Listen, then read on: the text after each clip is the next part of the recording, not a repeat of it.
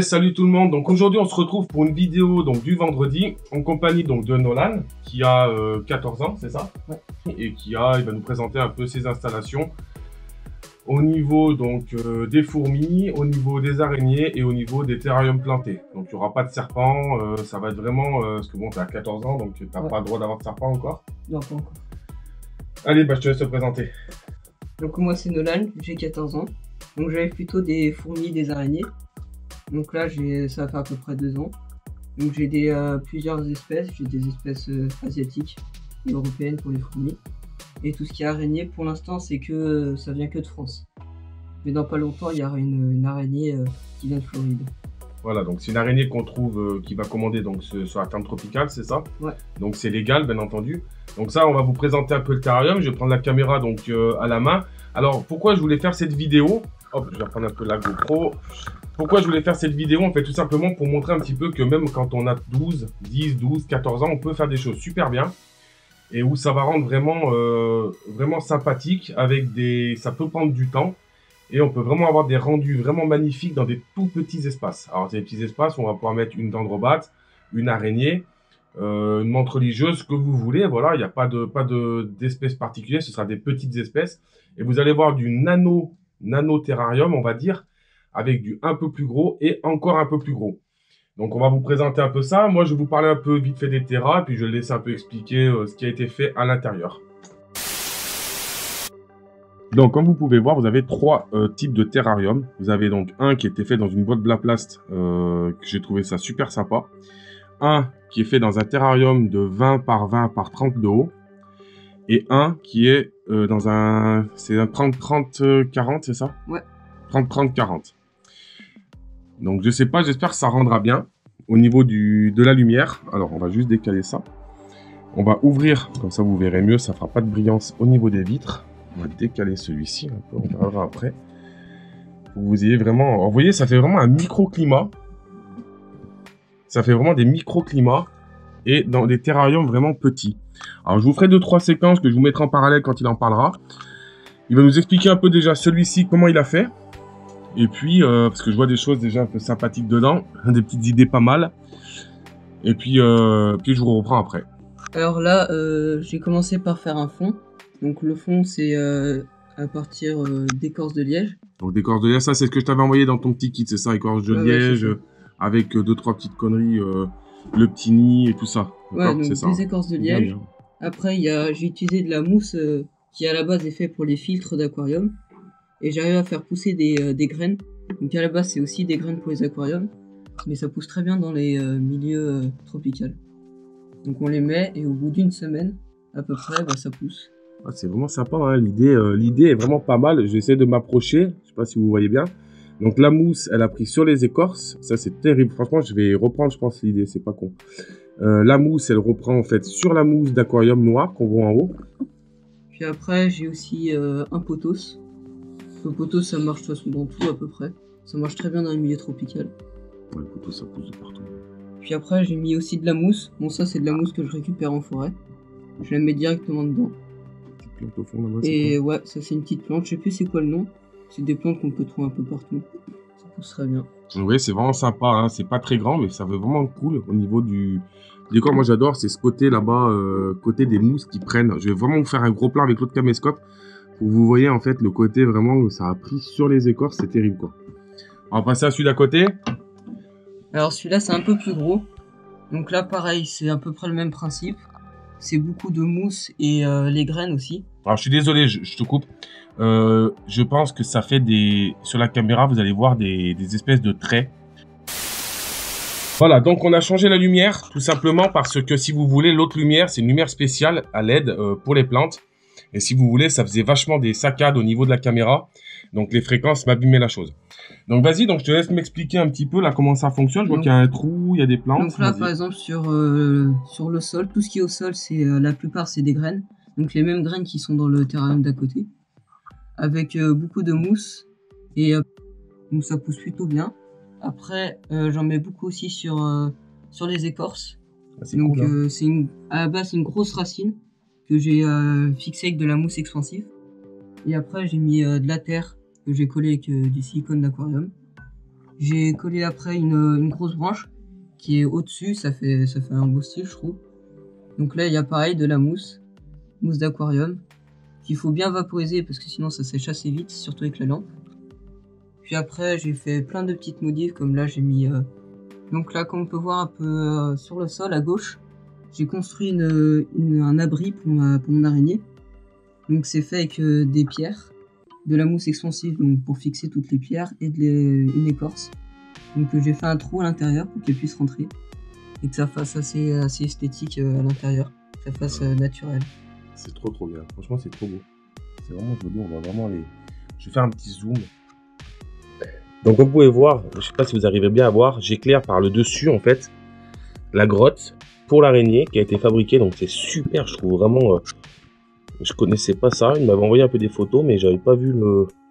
Donc ça avait vraiment une coupe un peu comme pour les nids de fourmis, c'est vraiment sympa.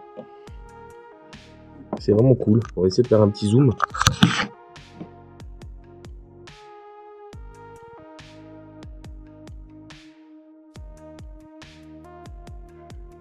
Voilà, donc là on vient de parler donc de la cachette, on vient de parler un peu de ce terrarium là. Vous voyez, il y a des choses pas mal qui peuvent être faites. La petite grotte avec la vue latérale pour tout simplement voir l'araignée quand elle sera cachée dans sa cachette. Donc c'est vraiment cool, ça fait vraiment un joli microclimat. Ensuite on va passer donc à cette boîte là, donc celle-là on peut pas l'ouvrir je crois. Hein. Si, tu peux ouvrir. Si tu peux ouvrir? Vas-y, je te laisse faire. Je te laisse faire. Donc là, vous voyez, il y a une partie basse, la petite partie basse qui est fixe, qui reste fixe. Et vous voyez, ça fait... Vous avez vraiment, en fait, vous voyez, le mini terrarium. Alors là, je pense que vous ne mettez rien du tout dedans, hein, peut-être même pas une menthe religieuse. Mais voilà, ça vous fait vraiment un joli microclimat. Et regardez les petites plantes qui poussent. Ça, c'est ce que tu as mis, les petites graines, ça. Ouais, c'est pareil dans à peu près tous mes terrariums. C'est toutes les petites graines qui poussent et les racines vont se mettre dans l'écorce et tout, quoi. Ouais. Donc vous voyez, c'est vraiment sympa, hein, il y a vraiment des trucs sympas à faire. C'est quoi cette petite feuille rouge là qui est à côté? Ça c'était une plante qu'il y avait avec la mousse. Quand j'ai récupéré, j'ai tout pris avec. Voilà, vous voyez, hein, donc la nature, vous pouvez vous éclater à faire des trucs vraiment sympas, ça c'est vraiment cool quoi. Limite tu peux faire un air de chasse en fait, limite tu pourrais faire un air de chasse en fait pour les fourmis là-dedans quoi. Ouais. Parce qu'en fait tu bloquerais la boîte fermée par exemple, et tu pourrais leur faire un microclimat quoi, ça pourrait marcher. On pourrait faire ça. Allez, on va passer aux fourmis.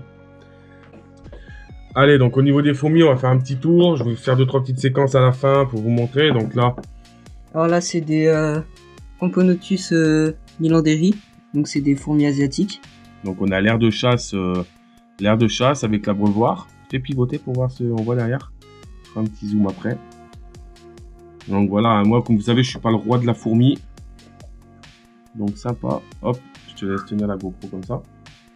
Nickel, moi je vais faire un petit zoom en même temps pendant que je t'explique. Je vais t'accrocher le micro et moi je vais filmer avec l'autre caméscope. Alors. On va faire comme ça. Ce qu'on va faire, on va poser le caméscope. On va le mettre là. J'ai enlevé le support là sur celle-là.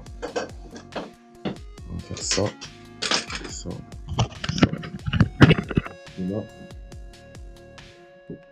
Comment ça fait? Oula.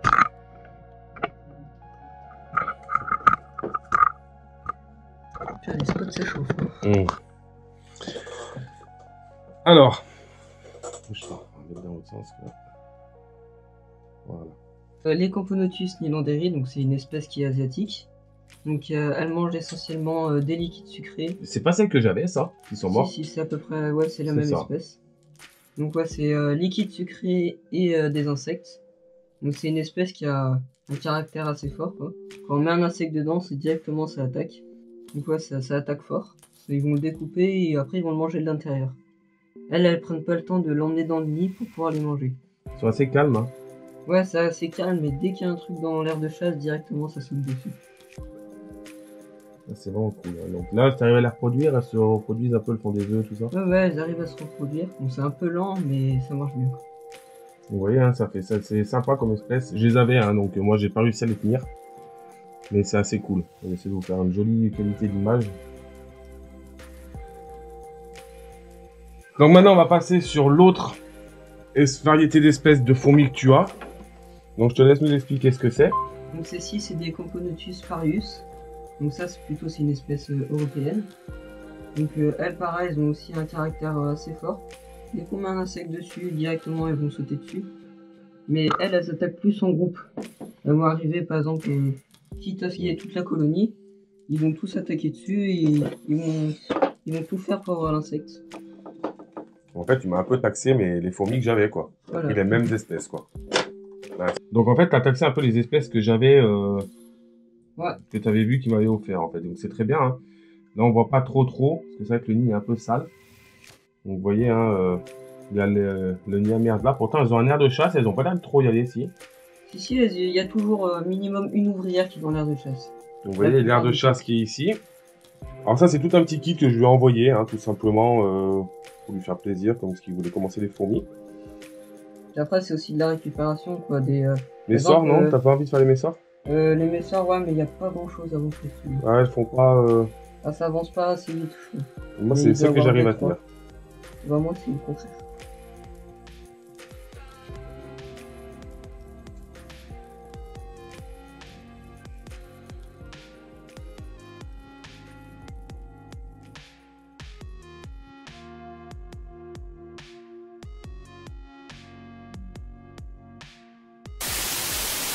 Voilà, donc là, on va faire un petit tour sur 2-3 petites autres choses qu'il a. Donc là, tu vas nous parler donc de ça. Donc, qu'est-ce que c'est ça? Donc ça, c'est mon petit élevage de vers de farine. Donc c'est très petit, hein, c'est juste de quoi nourrir un peu toutes mes colonies. Donc ouais, il y a 2-3 vers de farine. C'est cool. Donc là-bas, c'est une araignée. Donc une araignée de chez nous, hein, je tiens à préciser. C'est une araignée loup.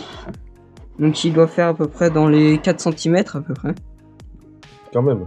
Mmh. Ah ok, d'accord, je la vois. Donc j'ai essayé de la choper avec l'autre caméscope. Donc ça, c'est... Vas-y, tu peux expliquer ce que c'est. Ouais, donc c'est une araignée loup. Donc elle tisse très peu de poils. C'est plutôt...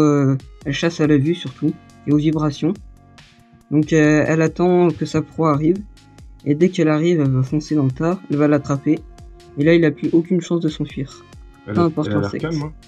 Elle est plutôt calme, mais quand on lui donne à manger, elle rigole pas. Elle est balèze, hein. Ouais, elle est assez grosse. Elle a mangé quand, là? Elle a mangé la semaine dernière. Là, tu dois la prendre, là, tu penses? Donc moi, je reste juste au-dessus. Hein, je me mets loin, parce que bon, elle va me sauter dessus. C'est juste pour vous montrer, voir si elle attrape. Voilà, j'espère que la vidéo, ça vous plaît. Hein. Ça change un peu d'habitude. Vous voyez un peu les choses des autres personnes. Je trouve ça cool, surtout qu'il y a un joli quand même... Je vais essayer de filmer avec les deux caméscopes en même temps. Ça va être compliqué, mais c'est pas grave. On va essayer. C'est là où on voit si on est bon.